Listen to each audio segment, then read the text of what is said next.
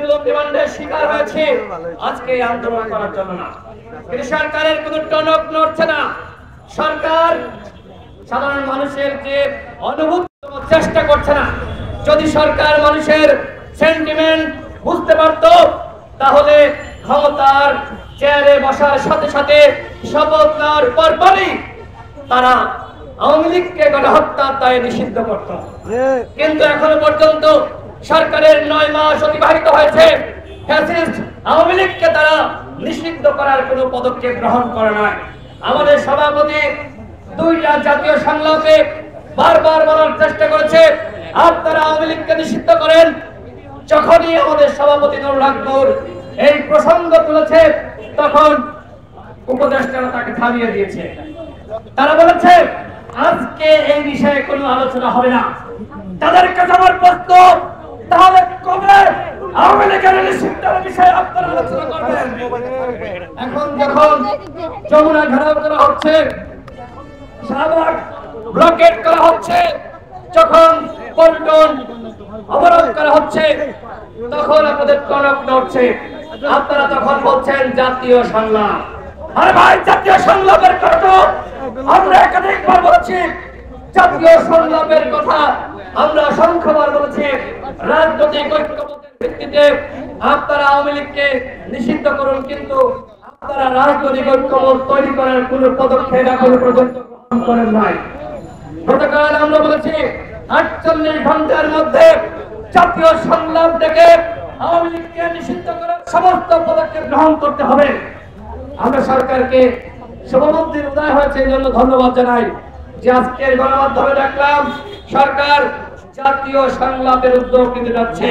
কিন্তু কেন একটা আন্দোলনের পরে আরেকটি বিষয় আপনাদেরকে বলতে চাই, এই যে এনসিপির নেতারা তারা যমুনা ঘেরাও করল কেন, কি কারণ? আমরা জানি বিএনপির পক্ষ থেকে নিষেধাজ্ঞা দেওয়া হয়েছিল, 144 ধারা জারি করা হয়েছিল। যমুনার আশপাশে শাহবাগে কোথাও কোনো কর্মসূচি পালন করা যাবে না। এর আগে আমরা দেখেছি যারা সাধারণ আন্দোলনকারী ছিল তাদেরকে গরম পানি নিক্ষেপ করে কিভাবে তাদেরকে আহত করা হয়েছে, বিব্রত করা হয়েছে। আমরা এই ধরনের ঘটনাগুলো দেখেছি। কিন্তু আজকে যখন এনসিপির নেতারা যমুনা ঘেরাও করতে যায় তখন তাদেরকে ওয়াসার পানি খাওয়ানো হয়, তখন তাদের আরাম দেওয়ার জন্য তাদের গায়ে ঠান্ডা পানি ছিটানো হয় সিটি কর্পোরেশনের পক্ষ থেকে। এই যে সরকারের দ্বিধারিতা, এই জায়গায় আমার প্রশ্ন হয় যে আসলে কি এই আন্দোলন সরকার চাপে পড়ে করাচ্ছে নাকি স্বতঃস্ফূর্তভাবে আন্দোলন তৈরি হয়েছে? একমাত্র দল হিসেবে গণ অধিকার পরিষদ স্বতঃস্ফূর্তভাবে আন্দোলন চালিয়ে যাচ্ছে আওয়ামী লীগকে নিষিদ্ধ করার দাবিতে। গত 5 ফেব্রুয়ারি আমরা 64 জেলায় স্মারকলিপি দিয়েছিলাম চিঠির মাধ্যমে প্রধান উপদেষ্টা বরাবর, এবং 14 ফেব্রুয়ারি আমরা ঢাকায় সমাবেশ করেছিলাম গণহত্যার বিচার এবং আওয়ামী লীগকে নিষিদ্ধ করার জন্য সরকারকে আহ্বান জানিয়ে। সরকার কোনো ভ্রুক্ষেপ করে নাই। সরকার বরং এই যে আওয়ামী লীগের নিষিদ্ধের আওয়াজ মাঠে রেখে ফায়দা নিতে চাচ্ছে। একদিকে তারা আওয়ামী লীগের পুনর্বাসন করছে, উপদেষ্টারা রিফাইন্ড আওয়ামী লীগ গঠনের সাথে জড়িত বিভিন্ন এম্বাসির সাথে বৈঠক করছে, আন্তর্জাতিক বিভিন্ন কমিটির সাথে বৈঠক করছে।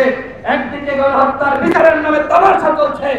আমরা বলছিলাম একটি ট্রাইব্যুনালের মাধ্যমে কোনোভাবে দ্রুত সময়ের মধ্যে বিচার করা সম্ভব হবে না। আমরা দেখছি পুতুপুতু খেলছে।